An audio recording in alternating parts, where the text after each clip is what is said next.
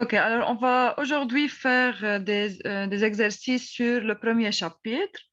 On va considérer premièrement le cycle dans un moteur diesel. On va faire un problème. Ok, alors je vais vous donner la question. Dans un moteur diesel,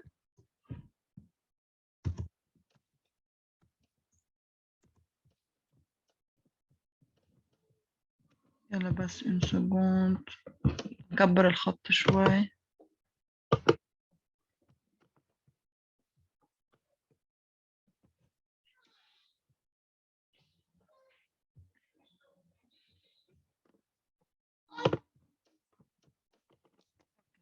Alors, on a un moteur diesel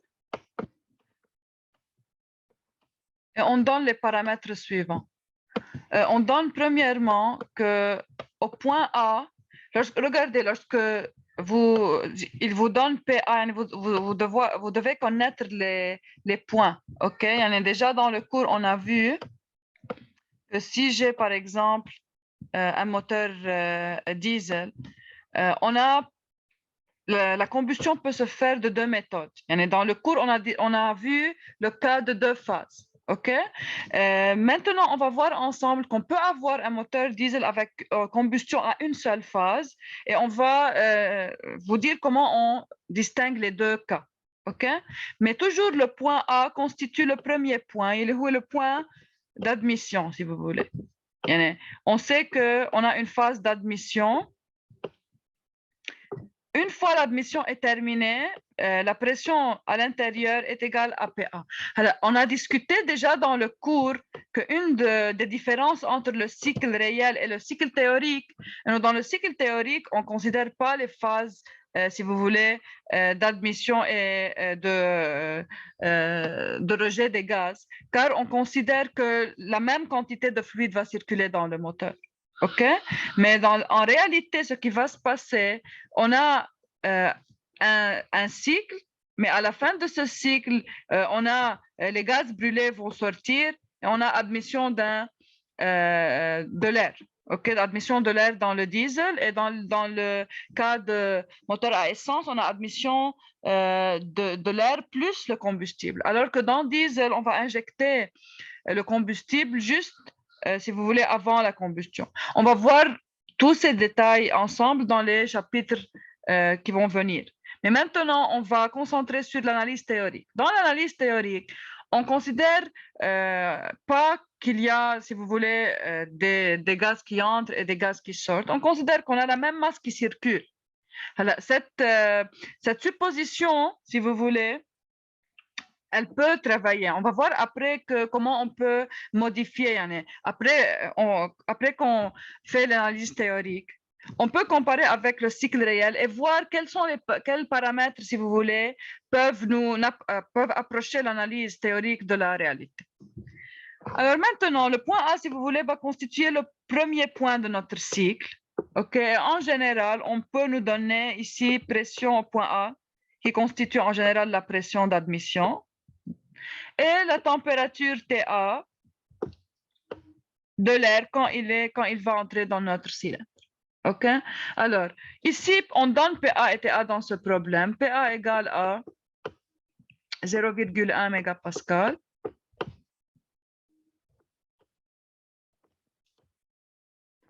TA égale à 303 Kelvin.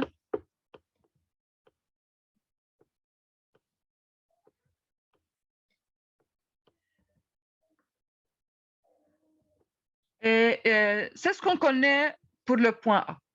Maintenant, on sait que la première phase de notre cycle, c'est la compression. OK? Et le point à la fin de compression est nommé le point C. Il nous donne, dans ce problème-là, il nous donne VC. VC égale à 0,3 litres.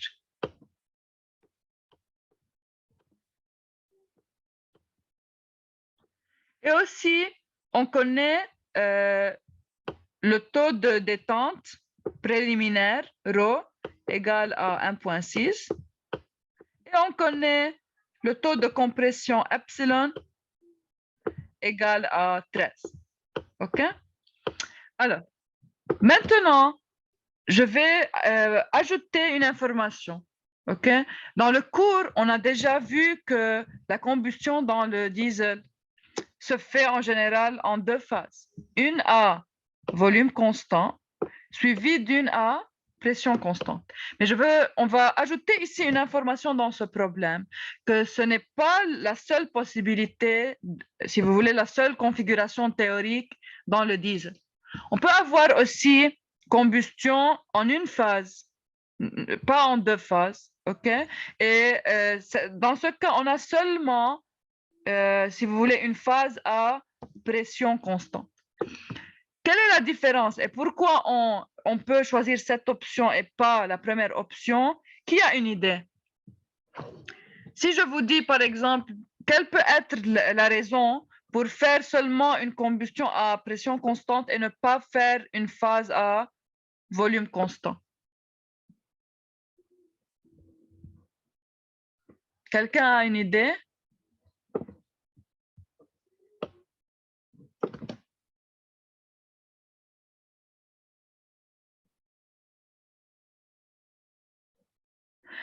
En général, quand on fait, si vous voulez, le design d'un moteur, OK? شو عندنا عادة contraintes? Quelles sont les contraintes qu'on peut avoir? Je choisis un certain matériel, OK? Vous savez que chaque matériel peut supporter une certaine valeur maximale de température et de pression, OK?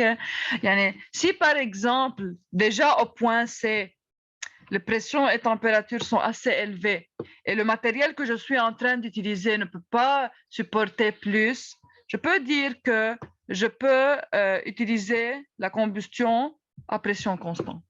Sinon, si mon matériel est caractérisé par une très importante résistance à la haute température et pression, alors j'ai une limite plus grande, si vous voulez. Je peux aller à une phase à volume constant qui va élever la pression et la température, et puis je passe à la phase à pression constante. OK? Alors, le choix ou la sélection, si vous voulez, du mode de combustion va dépendre du matériel qu'on utilise. Et on va voir ensemble comment l'efficacité va changer entre ces différentes options. OK? Alors, ici, dans ce problème-là, on a que la pression est, la combustion se fait seulement en une seule phase de pression constante et on n'a pas la phase de volume constant. Maintenant, quel est l'indice, si vous voulez, qui peut nous dire si on doit utiliser une seule phase ou deux phases? C'est epsilon.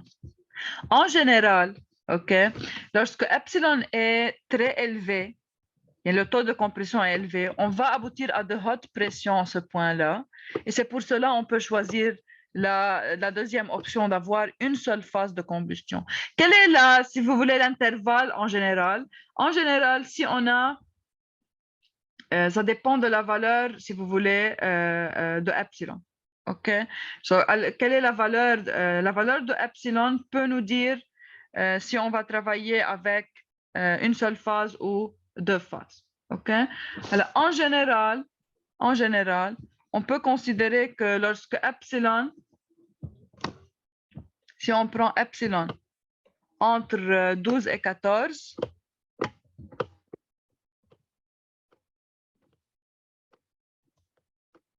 alors on choisit dans ce cas une seule phase de combustion à pression constante. OK?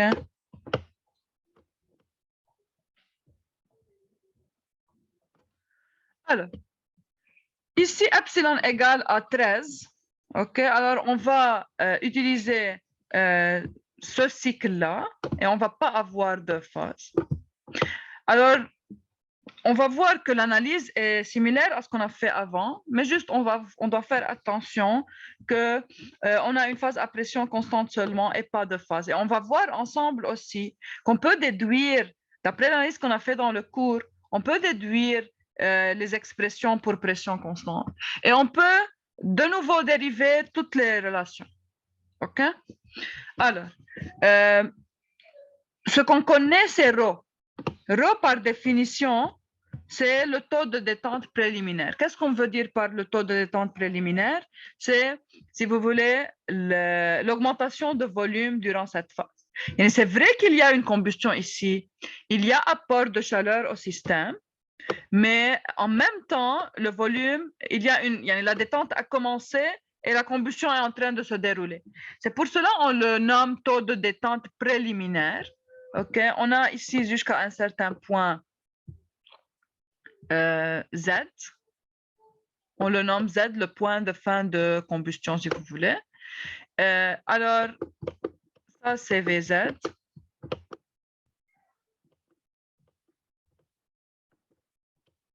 Et ici, on a VC.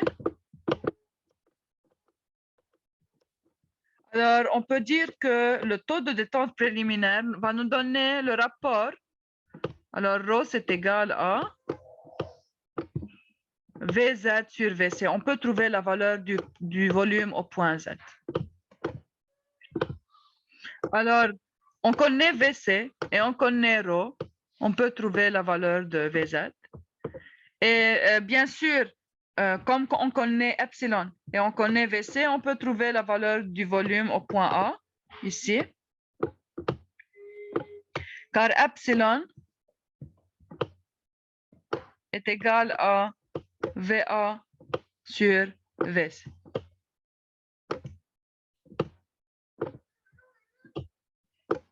OK?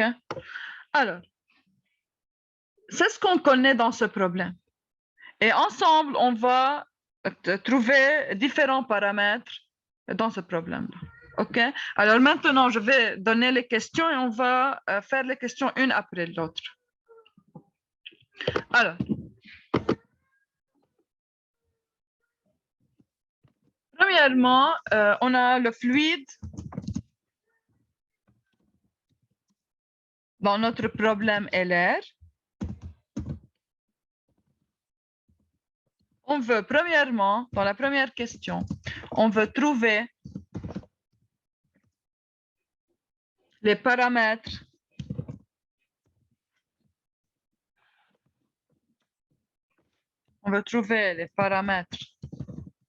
du cycle aux différents points.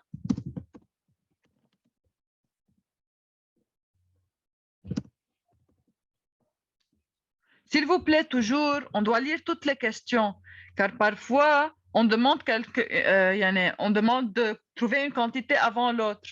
Alors, dans ce cas, il faut faire attention à la chronologie. ما لازم نستعمل propriété عايزينها بعدين. OK? Alors, juste, on doit lire toutes les questions tout d'abord pour savoir quelle méthode utiliser. La deuxième question est de trouver le travail du cycle.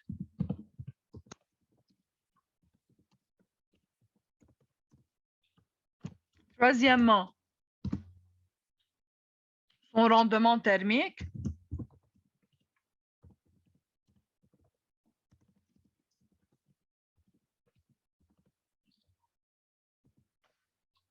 Quatrièmement, la chaleur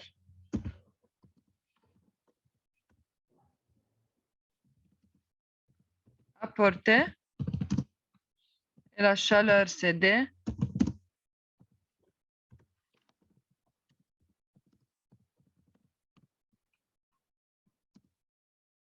Ainsi, par unité de masse.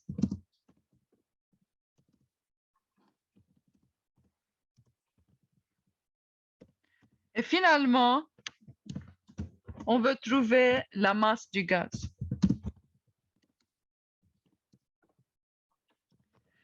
Alors ici, comme il demande la masse du gaz à la fin, OK, on ne doit pas l'utiliser avant.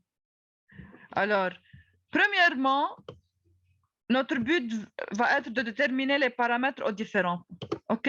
Alors, on revient à notre cycle. On va dessiner de nouveau le graphe. Et on commence par les équations qui vont nous donner les différentes caractéristiques au point de notre cycle. Alors, si on dessine, comme on a dit, on commence en A, on a la compression jusqu'au point C. Dans le cycle théorique, on a une compression adiabatique.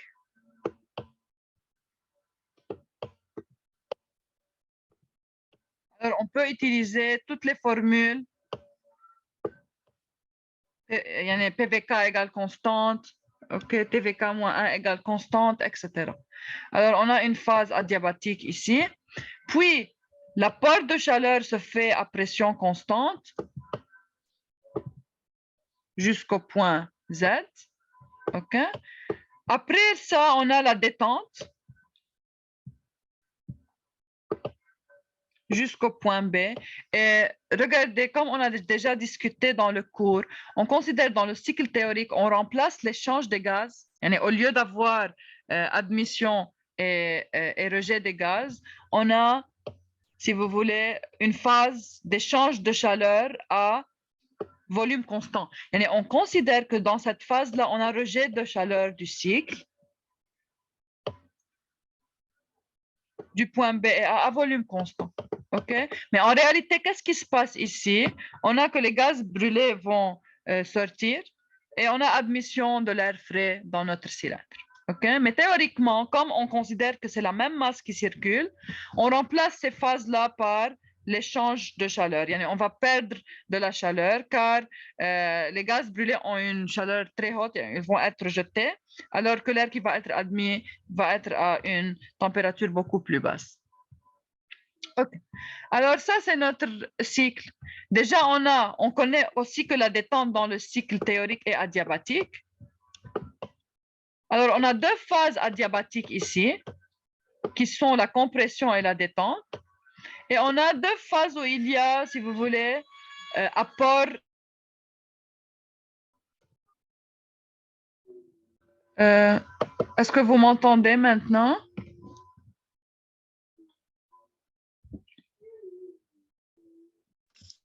Oui, donc. Ok, sorry, ما بعرف صار في problème. يلا, on va continuer.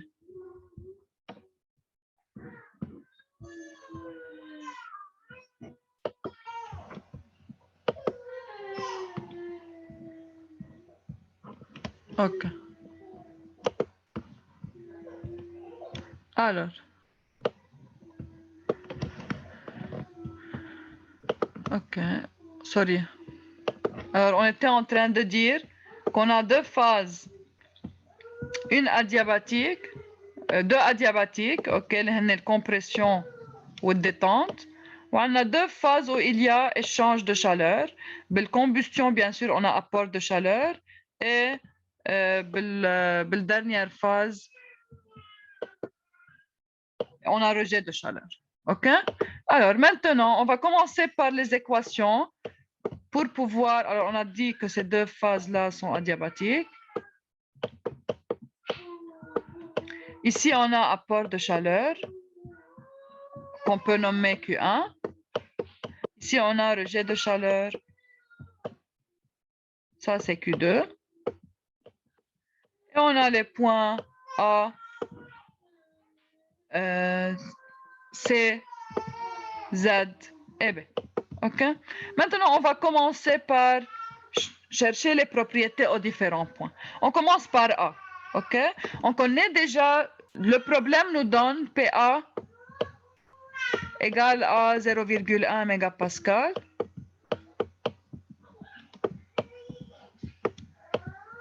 Et TA égale à 303 Kelvin.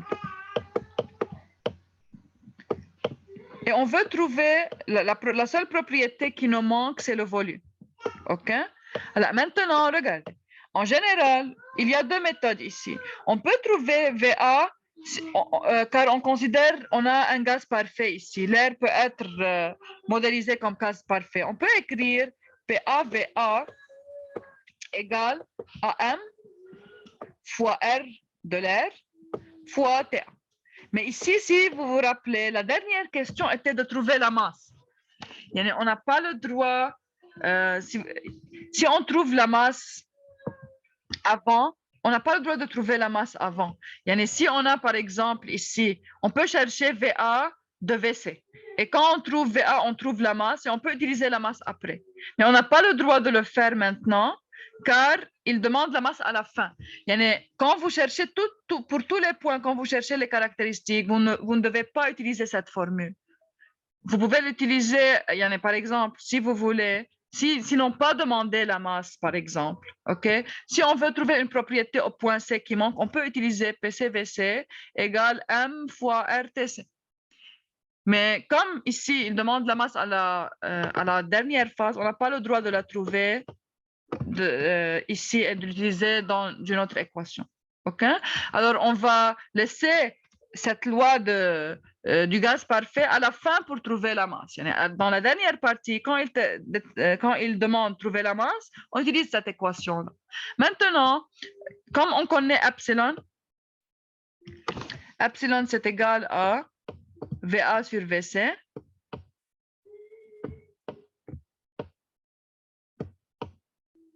On peut trouver directement ici la valeur de VA, car VC est donné. Alors, VA, c'est égal à epsilon fois VC, égal à 13 fois 0,3 litres.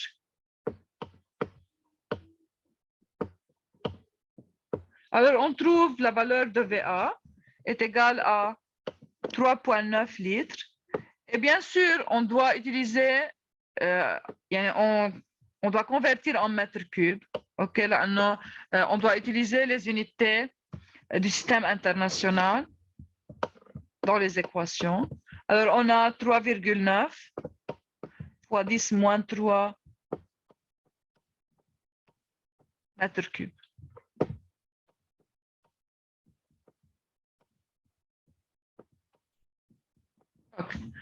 Alors maintenant, on connaît tout au point A. On connaît pression, température et volume. On peut passer au point C. Au point C, déjà, le volume est connu. VC est connu. Alors, il nous reste à trouver les autres propriétés. On veut trouver au point C la valeur de la température et on veut aussi trouver la valeur de la pression. Alors, ce qu'on peut faire ici, on peut dire que comme on connaît que cette phase est adiabatique, entre A et C, on a une phase adiabatique. On peut utiliser les formules de la phase adiabatique. On sait que si on a une phase adiabatique, quelle est la caractéristique P, V, K égale à une constante. Et déjà, comme on a au point A, on connaît les paramètres, alors on peut trouver cette constante. Cette constante est égale à PA fois VA au point K. Alors maintenant, on a juste à écrire, on peut juste écrire PA VAK égale à PC fois VC au point K. Alors on peut trouver la valeur de PC. Vous pouvez aussi dire que comme on connaît epsilon, et si je prends VC exposant K à l'autre côté, je peux dire que PC égale à PA fois BA sur VC exposant K qui est égal à epsilon. Alors, c'est PA fois epsilon exposant K.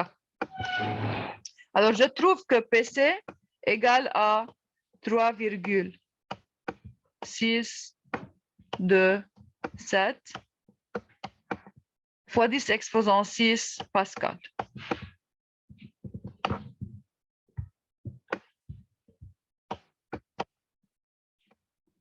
Ou 3,627 mégapascal. Alors, ici, maintenant, pour trouver TC, on a deux méthodes. Mais on ne peut pas utiliser la deuxième. Pour trouver TC, si on a trouver M d'après l'équation PAVA égale MRTA, on peut utiliser que PCVC égale MRTC et trouver TC. Mais comme on n'a pas le droit de trouver la masse, alors on va utiliser aussi l'équation de la phase adiabatique. Durant une phase adiabatique, on peut écrire que TK T fois VK moins 1 égale à constante. Alors, si vous voulez, on doit juste connaître une équation, on peut déduire les autres. يعني مش ضروري نحفظ كل l'équation d'une phase adiabatique. On peut juste connaître que PVK égale constante et on peut déduire alors que TVK moins 1 égale constante. C'est très facile. Pourquoi? Car on a que pour un gaz parfait, ok, PV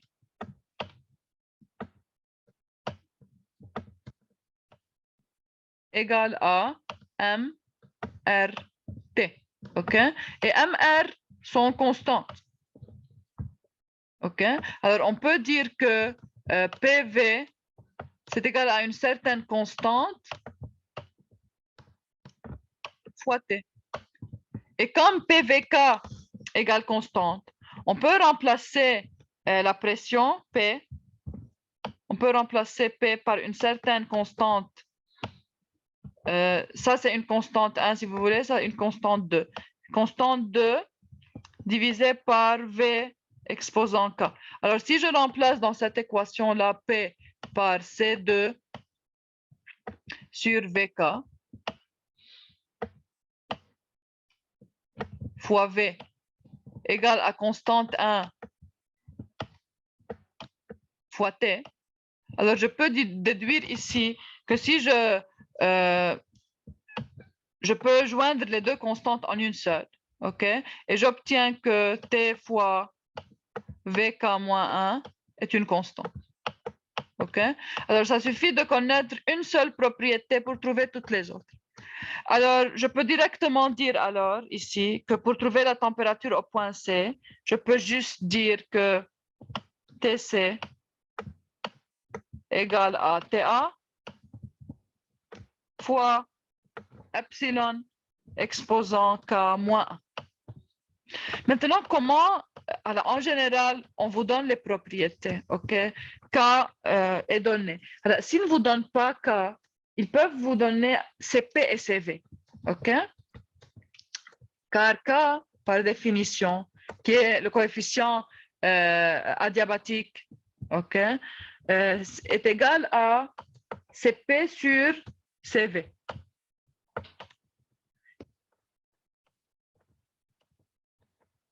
CP, c'est le coefficient de chaleur spécifique à pression constante.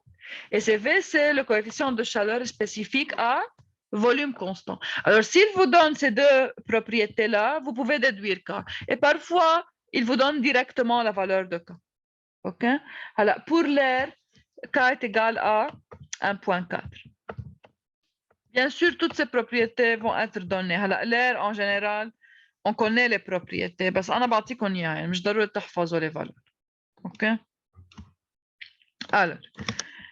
Alors maintenant, on a trouvé toutes les notions qui manquent au point C. On peut passer alors au point Z. OK? Alors maintenant, durant la phase TZ, quelle est la caractéristique? La pression est constante. OK? Alors toujours, on dit quand on va de C à Z, P est constante. Alors on va essayer d'utiliser les équations spécifiques pour pression constante. On revient à l'équation générale. PV égale MRT. Déjà, M fois R, c'est une constante. OK? Constante 1. Et si la pression aussi est constante, constante 2, alors on peut dire que si je prends T de ce côté-là, V sur T va être constante dans une phase à pression constante. Alors je peux dire que VC sur TC égale à VZ sur TZ. Maintenant, je vais essayer de trouver le volume au point Z en utilisant bien sûr le taux de détente préliminaire. Je connais le taux de détente préliminaire qui caractérise la relation entre VZ et VC. Rho égale à VZ sur VC et c'est donné dans le problème là. On a donné que Rho c'est égal à 1,6. Alors tout simplement, on peut déterminer la valeur de VZ. Alors VZ est égal à 1,6 fois VC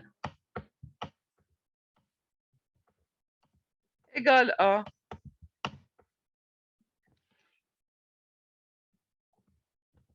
1,6 fois 0,3 litres.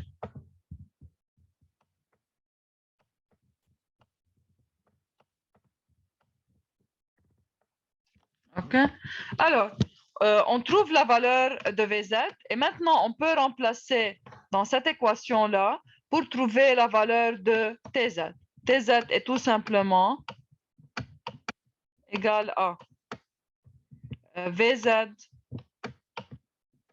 sur VC fois TC. Et bien sûr, ici, on peut directement remplacer ce rapport-là par 1,6. Alors, on trouve que TZ est égal à 1352